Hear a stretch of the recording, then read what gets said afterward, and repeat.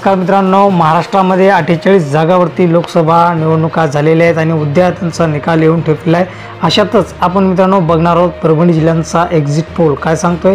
तर मित्रांनो, परभणी जिल्ह्याचा एक्झिट पोल कशा प्रकारे लागणार आहे, कोण खासदार होणार आहे, कोण भावी खासदार असणार आहे, संपूर्ण माहिती आपण या व्हिडिओच्या माध्यमातून घेणार आहोत। तर मित्रांनो, सर्वप्रथम आपण बघूयात की परभणी जिल्ह्यामध्ये उभे असलेले उमेदवार। तर मित्रांनो, सर्वप्रथम उद्धव बाळासाहेब ठाकरे म्हणजे महाविकास आघाडीकडून जे उमेदवार उभे होते ते बंडू उर्फ संजय जाधव हे शिवसेनेकडून म्हणजे उद्धव बाळासाहेब ठाकरे यांच्या शिवसेनेकडून उभे होते।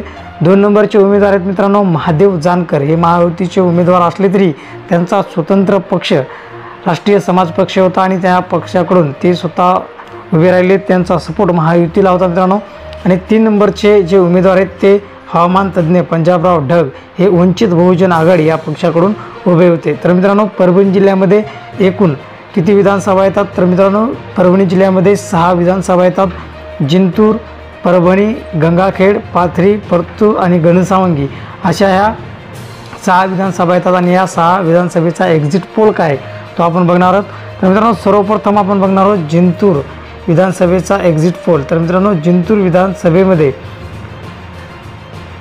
बंडू जाधव महाविकास आघाडीचे उमेदवार हे आघाडीवर राहणार आहेत, तर महादेव जानकर हे पिछाडीवर आणि पंजाबराव ढग हे 3 नंबरला येणार आहेत मित्रांनो।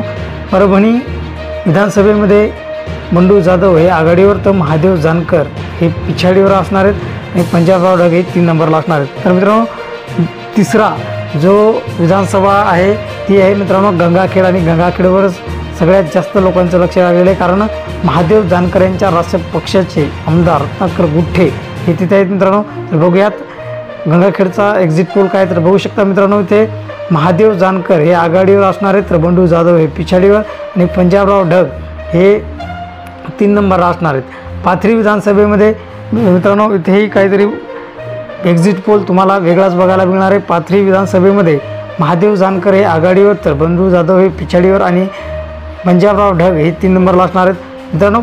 परतूर विधानसभेमध्ये बंडू जाधव हे आघाडीवर असणार आहेत, तर महादेव जानकर हे परतूरमधून पिछाडीवर आहेत, पंजाबराव ढग हे 3 नंबरला आहेत। आणि शेवटचा मित्रांनो जो विधानसभा मतदारसंघ आहे तो म्हणजे घनसावंगी विधानसभा संघ, याच्यावर सर्वांचं लक्ष लागलेलं आहे मित्रांनो।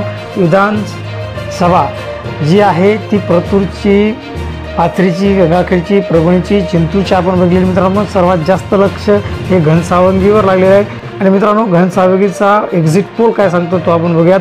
तर मित्रांनो, इथे महादेव जानकर हे आघाडीवर आहेत, तर बंडू जाधव हे पिछाडीवर आणि वंचित बहुजन आघाडीचे जे उमेदवार आहेत हे 3 नंबरला राहिलेले आहेत। 6 विधानसभेमध्ये 3 नंबरला आहे वंचित बहुजन आघाडीचे उमेदवार राहिले आहेत। तर मित्रांनो, एक्झिट पोल काय सांगतोय? तर एक्झिट पोल साधारणतः असं सांगतोय की बंडू जाधव जे महाविकास आघाडीचे उमेदवार आहेत ते आघाडीवर असणार आहेत आणि हे भरघोस मताने परभणी जिल्ह्याचे खासदार होऊ शकतात असा जनतेचा एक्झिट पोल सांगतोय मित्रांनो। हे होता परभणी जिल्ह्याचा एक्झिट पोल।